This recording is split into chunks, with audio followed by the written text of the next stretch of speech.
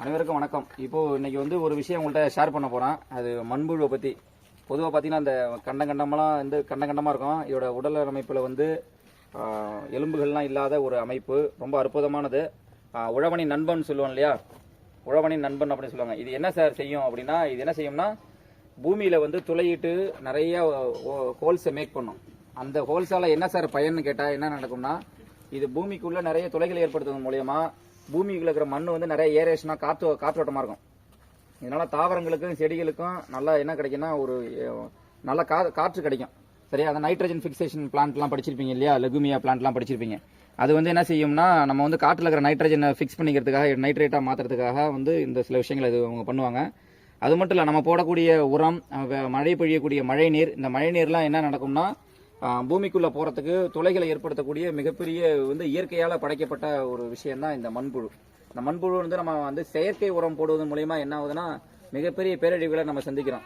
நம்ம ஒரு யூரியான்னு சொல்லக்கூடிய, பொட்டாசியம் சொல்லக்கூடிய, டிஏபின்னு சொல்லக்கூடிய இந்த உரங்களை நம்ம பயன்படுத்தும் போது இந்த மண்புழு வந்து நீங்க பார்க்கும்போது தெரியும். நான்லாம் என்னோட தோட்டத்தில் இந்த மாதிரி ஒரு விவரம் தெரியாத காலகட்டங்களில் விவசாயிகளுக்கு இன்னைக்கு இருக்கிற சூழலே வந்து விவசாய உரங்களை மானியங்களில் பயன்படுத்தணும் அப்படிங்கிற ஒரு விஷயம்தான்.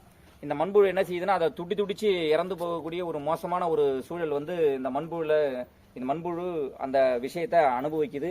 இந்த விவசாயிகள் இன்னைக்கு பயன்படுத்தக்கூடிய இந்த மானியத்தில், அரசாங்கத்தா கொடுக்கக்கூடிய இந்த மானியத்தில் நம்ம வந்து என்ன விவசாயிகள் வந்து நிறைய உரங்கள் வாங்கி பயன்படுத்துறாங்க. கார்பரேட் கம்பெனிகள் நிறைய உரங்களை உற்பத்தி பண்ணுது. இந்த மண்புழு வந்து அந்த உரத்தை பயன்படுத்தும் என்னன்னா துடிச்சு இறந்து போகும். அவ்வளவு பாய்சனஸ் காம்பவுண்ட் தான் இன்னைக்கு. ஒவ்வொரு விவசாயிகளும் இன்னைக்கு வந்து யூரியாவோ அல்ல நிறைய இந்த செயற்கை ரசாயனங்களை பயன்படுத்தி நம்ம விதைக்கும் போது நிறைய விளையும், நிறைய விளைச்சல் வரும்னு சொல்லுவாங்க. ஆனா நிறைய விளைச்சல் ஒரு பக்கம் வரும்போதுதான் பக்கத்திலேயே சைடு எஃபெக்டா நமக்கு வந்து பை ப்ராடக்டா நமக்கு வந்து நிறைய நோய்கள் உருவாகுது.